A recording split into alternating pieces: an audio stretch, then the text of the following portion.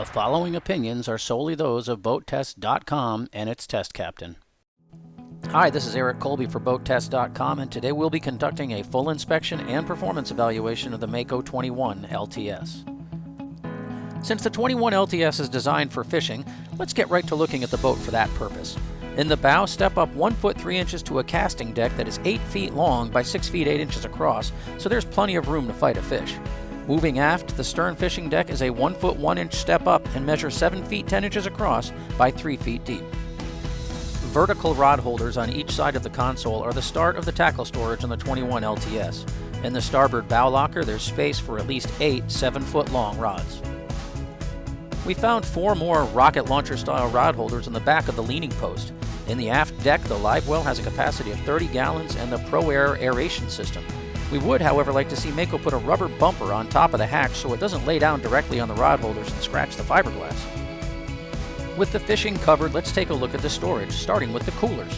On the forward side of the helm console, the 72-quart cooler has a cushioned lid and it straps in place. Aft, a 90-quart cooler with a padded hatch secures in the leaning post base. Moving to the bow, there's an anchor locker with a removable insert, and just aft is a 136-quart draining compartment.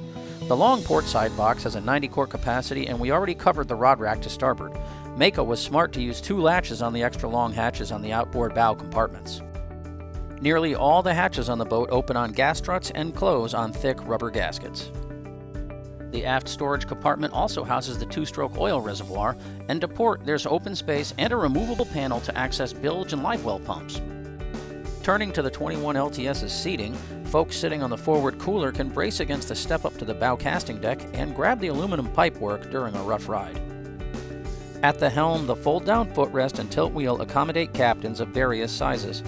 A driver leaning forward can sit and still reach the wheel and throttle, but most average-sized guys will fold up the footrest and drive while standing. For convenience, the backrest can be removed and placed in the aft deck to create a bench seat.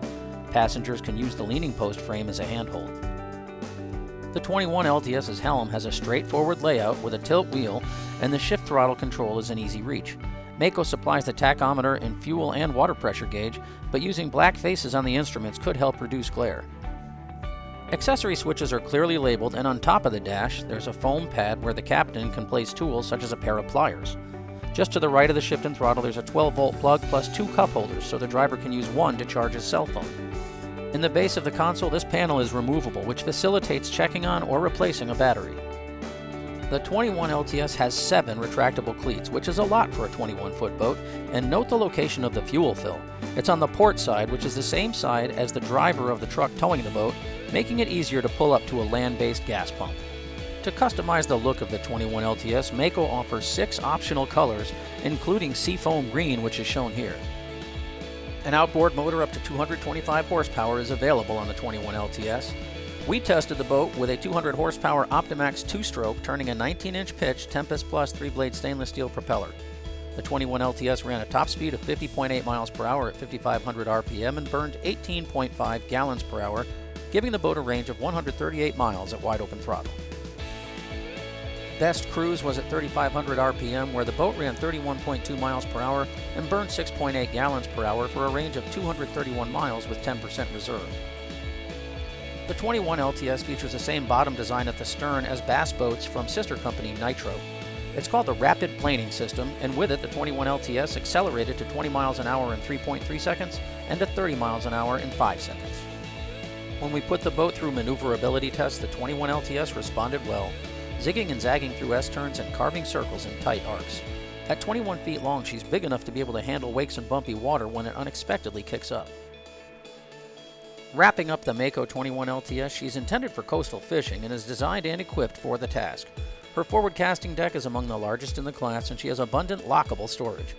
When the time comes to put away the rods and have some family fun, she's capable of that too. For BoatTEST.com, I'm Eric Colby.